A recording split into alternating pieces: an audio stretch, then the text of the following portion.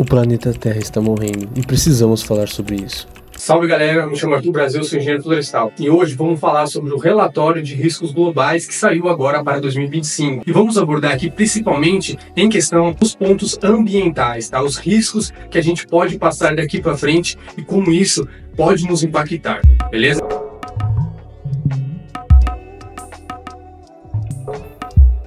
Então já deixa seu like aqui no vídeo, se inscreve caso não seja inscrito. O relatório de riscos globais 2025 do Fórum Econômico Mundial destaca um crescente pessimismo sobre a instabilidade global, com 52% dos participantes prevendo instabilidade a curto prazo e 62% antecipando deterioração significativa em 10 anos. Conflitos armados, confrontos geoeconômicos e desigualdade figuram entre os principais riscos para 2025, sendo a desigualdade o mais interconectado, influenciando e sendo influenciado por outros riscos sociais e políticos. Riscos ambientais, incluindo eventos climáticos extremos, perda de biodiversidade e colapso do ecossistema, são as preocupações urgentes, classificando entre os maiores riscos de curto a longo prazo, com impactos econômicos e sociais significativos. A poluição emerge como uma crise iminente, especialmente preocupando para gerações mais jovens, enquanto mudanças climáticas nos sistemas terrestres, como o derretimento de geleiras e o aumento do nível do mar,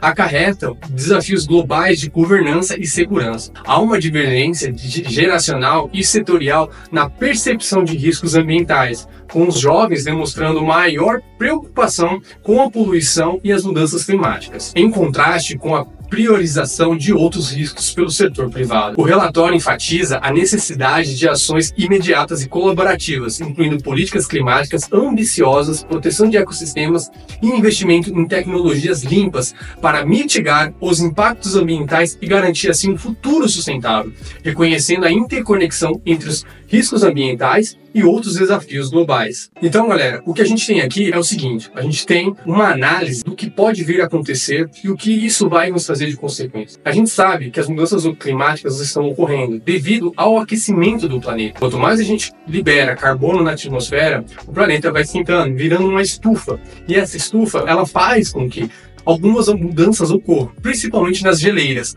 mas também muda quando essas geleiras derretem, o nível do mar ele aumenta, porque você tem mais água no mar. E o que acontece? Até as questões de correntes marítimas são alteradas, porque o comportamento entre a água salgada e a água doce faz um diferencial enorme, brutal, influenciando sim aí no ciclo, na temperatura, na velocidade em que essas correntezas percorrem pelo planeta. E essa alteração, ela inflige de várias maneiras, mudando o clima do planeta em si, o clima global. Por exemplo, no Brasil, uma dessas mudanças que a gente está passando é por conta do fluxo do mar do Oceano Atlântico, onde ele já está se alterando e mudando o regime de chuva no Nordeste brasileiro e parte do Norte. E isso, consequentemente, vai afetar o resto do continente, porque se a gente não tem uma formação ali de nuvens suficientes que adentram pelo território brasileiro, pouco vai chegar na floresta amazônica, uma das responsáveis por acelerar a produção de nuvens e, consequentemente, de chuva, a precipitação. Então é tudo uma questão de ciclo. E quando esse ciclo ele está interrompido, ele está afetado, todo o resto é abalado. Um outro problema que a gente tem é em relação aos plásticos. A gente produz muito plásticos. Nos últimos anos já são assim bilhões, trilhões de toneladas jogadas no mar, na terra, e isso está causando consequências enormes. Por exemplo, a gente encontra microplásticos até no nosso cérebro como humano, nos alimentos que a gente consome, como peixes, principalmente que vêm do mar. Então, a gente está contaminando o planeta. É como se a gente tivesse uma pia de cozinha, e a gente todo dia joga um pouquinho de sujeira nela, joga um pouquinho.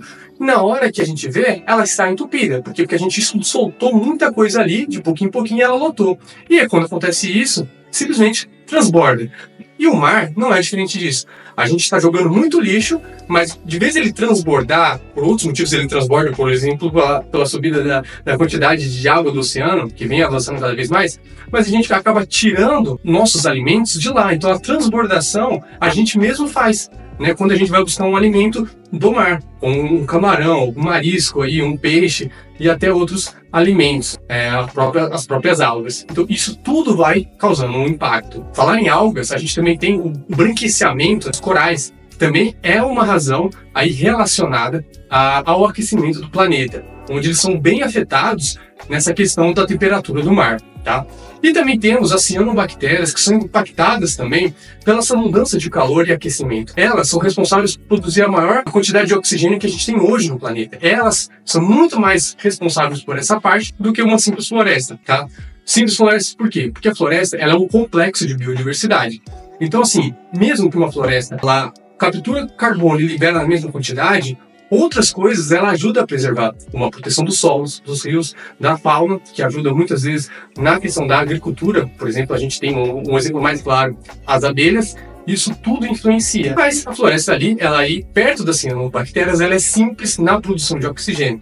E as cianobactérias, que é do mar, elas dependem de diversos fatores para poder controlar essa produção de oxigênio. Então, aumentando a temperatura, elas tendem a morrer mais facilmente e deixa de produzir uma certa quantidade de oxigênio. Óbvio que isso é numa escala não tão grande ainda, mas conforme o planeta vai aquecendo, maior é esse problema. A gente tem diversos fatores e consequências aí das nossas ações que podem nos trazer problema e já estão trazendo também, que são, por exemplo, os eventos climáticos extremos. Eles causam grandes danos e afetam muitas pessoas. E afetam também a agricultura, que alimentam as pessoas. As pessoas começam a ter que migrar de suas casas, suas cidades para outros locais, porque muitas vezes se torna inabitável por conta de um evento extremo causado. Um outro fator que pode nos ajudar a resolver toda essa questão é a questão do reflorestamento de nossas florestas para ali capturar mais carbono, proteger a que existe, porque proteger também é importante. Não adianta a gente reflorestar se não está sendo protegido. Então começa a fazer um desequilíbrio. Refloresta, derruba.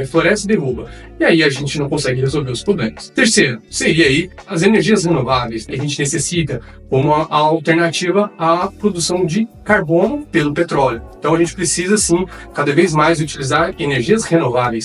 Também temos aí as energias verdes que produzem sem queimar muito carbono. Essas são ideais também. A fusão nuclear, do modo que ela não gasta energia, ela também é muito importante a gente desenvolver isso para parar de consumir tanta energia de petróleo. Então assim, precisamos fazer uma série de questões aí para resolver nossos problemas, principalmente nas nossas rotinas. Cada um de nós fazendo nosso papel vai nos ajudar muito. Mas óbvio, a gente tem que cobrar das grandes corporadoras, dos nossos governos, políticos, que façam isso em grande escala, porque é trabalho de formiguinha, mas a gente precisa também convencer os grandes que precisam mudar. Então, galera, o vídeo hoje é sobre isso. Espero que vocês tenham gostado.